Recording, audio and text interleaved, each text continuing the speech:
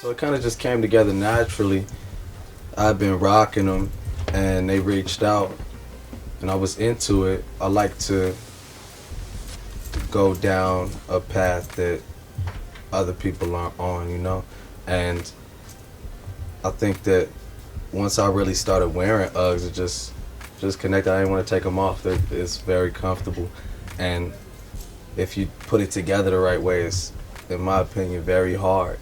Which is funny because it's really soft, but yeah, it was cool, man. It was cool. I really don't get all that much of an opportunity to move around in Chicago a lot of the time because when I come home, it's like I'm just in the studio. So it was cool going out south, and we went like to my neighborhood and went by the water. And this is my favorite season in Chicago, and I keep missing it. So I was glad that I got to get like a good fall day in Chicago. Mm-hmm. Yeah, there's a new joint, a black colorway of a shoe called the New Mel that I was rocking, and a couple others, and these, you know what I mean.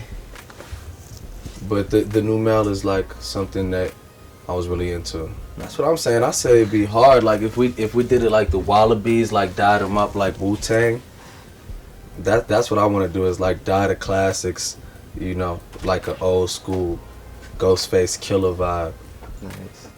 I think I've always been inspired by fashion as it relates to music. I mean, I kind of see all of these different mediums and worlds as being a part of one thing, and that's just artistic expression, So I really started in hip hop through skateboarding, which was kind of hand in hand with like graffiti and breakdancing to me. So skateboard fashion has a huge influence on just the fashion world in general. So that and like punk music and obviously hip hop and classic Chicago, New York, LA, everybody's got unique styles that always just blended in my mind as, just being art to me. It's not that hip hop is too fashion focused, it's that hip hop is not lyrically focused. Because I don't think that they have to be opposing entities. You take a band like The Clash, which is arguably one of the best bands ever, and definitely top 5 punk bands of all time. And they were reinventing their image album to album to album, and it was always razor sharp.